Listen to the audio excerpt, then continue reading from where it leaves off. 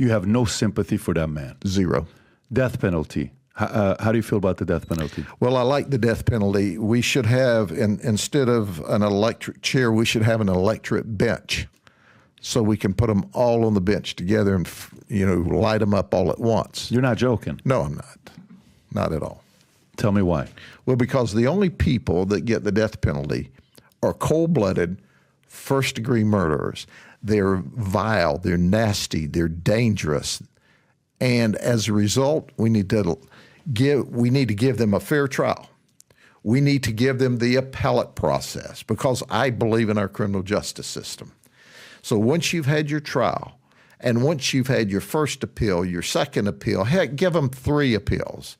Then we need to light them up or shoot the juice to them, whichever way the state wants it. But at that point in time, understand, this is not a couple of drunks that got in a fight and one shot the other at a bar. Okay? Both of them were involved in an event. This is somebody who premeditated a murder of an innocent person who had every right to walk the face of the earth till they grew very old and died.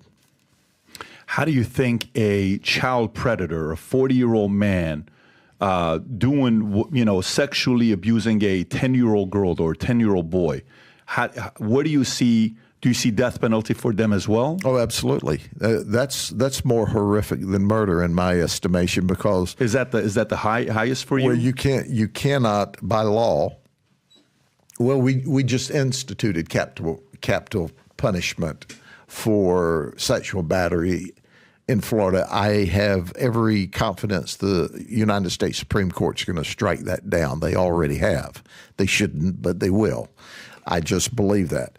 But at the end of the day, I am more mortified by someone that would physically torture and abuse and sexually batter a child than I am someone that gets in a fight with a guy at a bar and shoots him.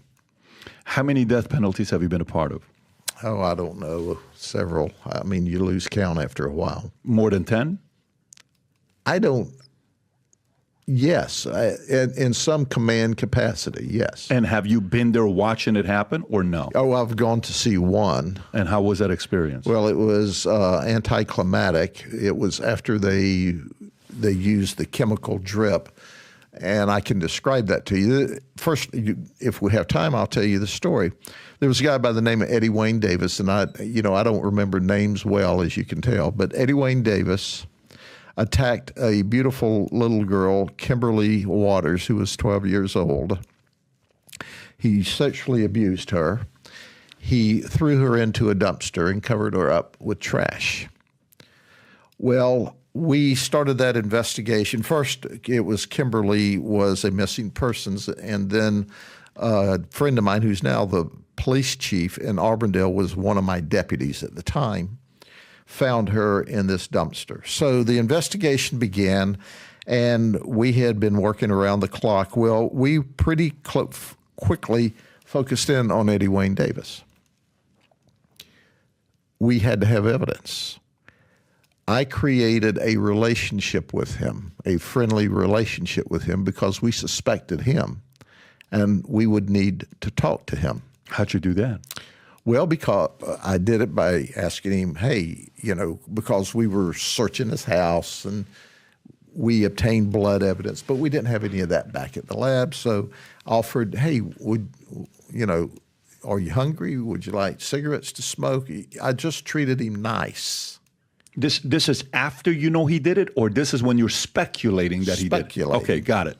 So, and by the way, just I knew he did it, but we didn't have the evidence to arrest him. Are you 100% or 80, 90% he did it? No, I'm 100%. What caused you to be 100%? Because I've done this a long time. Oh, okay, got it. And I saw the way the event went, and I saw his body language. You don't just speak with your mouth. You speak with your body language. So anyway, we made sure he was comfortable, and we treated him like a gentleman, and we created this relationship. The law said once you lawyer up, the only way you can take a confession from someone without their lawyer is for them to reinitiate the investigation or the interview or want to talk to you. So anyway, So it comes time to for the formal interview when we have enough probable cause to arrest him. We still don't have the lab back on the blood, but he lawyered up, and we put him in the holding cell while we're preparing the affidavit, my detectives. I walked back and forth in the hallway, hoping he would look out of that cell, and he did. And he looked at me and said, "Mr. Grudd," didn't know my name was Judd, "Mr. Grudd, come here." And I walked over to the cell door and I said, "Eddie, you've asked for an attorney. I'm not allowed to talk to you anymore according to law. The only way I can talk to you is for you to reinstitute, to begin the conversation, to ask me to talk to you. Other than that, I can't talk to you till you talk to your attorney." I turned and started to walk out, and he said, "Please come back. I want to talk to you."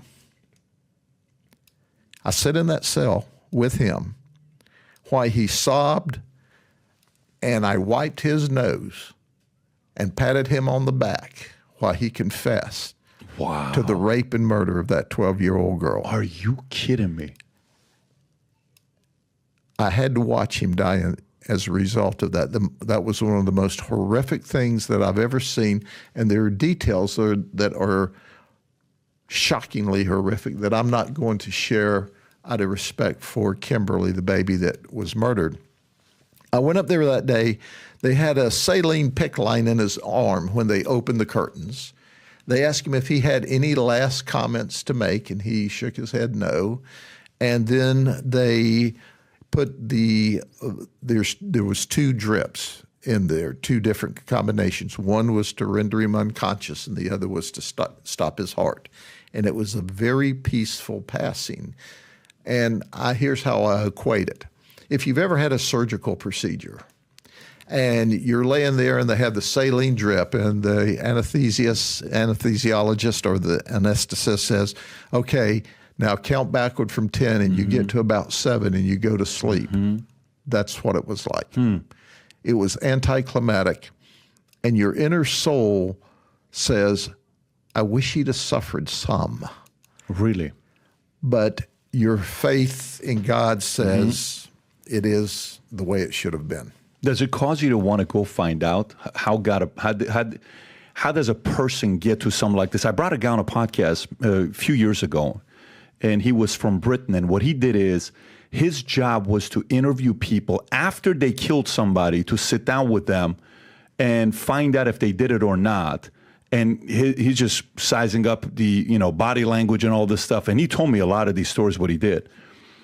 And I said, what causes somebody to get to a person to do something like this? And the way he broke it down was so interesting. He says something about the way you're born is why you pull the trigger, or life experiences is what gets you to think about pulling the trigger, and then your parenting upbringing. He's given me this breakdown how it is.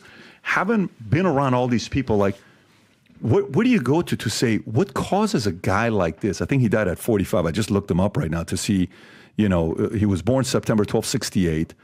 He died July 10th of 2014. So this is just 10 years ago. This is your 10-year anniversary of going through Eddie Wayne Davis. Did you come home at night, you're talking to your wife, do you ever go and say, the hell made this guy do this? Was it his father? Like, do you want to go meet their parents, their mom, their dad, to see what causes a person to flip like this, and can we do anything for future Eddie Wayne Davis to not do it again? First and foremost, these people, psychopaths or sociopaths, they have no conscience. They're born that way, you're saying. The overwhelming majority of the people on death row are sociopaths and psychopaths. It's not just an emotional thing. I hear, and I call them the liberal do-gooders. Oh, well, we shouldn't send him to jail for so long, or we shouldn't send him to the electric jail because he's mentally ill. Well, of course he's mentally ill. Normal people don't murder people. Of course, there's something wrong with all of them. But the reality is, after I watched Eddie Wayne Davis die that evening, as a result of the state of Florida saying this is the penalty you pay for raping and murdering this beautiful 12-year-old child, I went home and slept peacefully all night long. Why? I saw justice done. Did you make a phone call to the parents? Did you speak to the parents? We had communications with the parents. Some of the relatives came to watch the execution as well. So the bottom line to this is we have the best country in the world. The United States of America is the best. The people overwhelmingly in this country are awesome people. There are a few troublemakers. There are a few deviants. And that's who we deal with, is the deviants and the troublemakers. Otherwise, we're doing public service and helping people. Well, I mean, you went home and you slept. Did you go home, sit up for 2 hours talking to your wife and all? Nothing. Oh no, not at all. Did you even bring it up to your wife? You're like, no, we didn't talk. Are you serious? No, she knew I was going to watch that. She was a judicial assistant to a circuit judge and was an administrative assistant at the state attorney's office, and then for a very prominent judge. I mean, for a very prominent defense attorney. So, it's just business. We go home and we talk about fun stuff like kids and t-ball and let's go take a swim in the pool before we go to bed tonight. We don't. The other stuff's business. You guys definitely don't Netflix and chill, though. You don't seem like you're a movie guy. No. Yeah, it's not you. So the guy I interviewed, his name is Jim Clemente. He was a former FBI guy. Right. Worked for FBI for 22 years, if you can pull it up, where he was an expert on child sexual abuse, victimization, abduction, and homicide. Yes. Okay. And he was an expert in criminal behavior profiling. When I asked him the nature that produces serial killers, here's what he said. Genetics loads the gun. Personality and psychology aims the gun. Experiences in your life pulls the trigger. Do you agree with that? Part of it. Which part do you not? Well, first off, those folks are sociopaths. So put that off to genetics or psychology or whatever. But I don't believe that anyone is just a product of their environment. I think there is personality disorders. I think there's anger management issues, but these folks are angry and bitter, and most all of them that do first-degree murders are sociopaths and psychopaths. And by the way, we don't have as many serial murderers. At least we don't see them as much as we used to. Do you know why? We have more technology. We have DNA. We catch them quicker. In these uncertain times, if there's anything we need people to believe the future looks bright. So if you've heard about me saying this mission to you, we're on a mission to get 1 million people to wear this gear. And this is what we're doing. If you buy one of these hats, there's a category of buying one hat, getting the second one free. If you haven't yet worn this gear publicly, go ahead and test it out. Buy some of the gear, wear it in public, and see how many people will stop by and say, you also watch Value Timmy? You also follow PBD Podcast? I do too. Place your order. Go to vtmerch.com, click on the link above or below, place your order, and represent the VT and the PBD Podcast gear. So if you like this clip and you want to watch another one, click right here. And if you want to watch the entire podcast, click right here.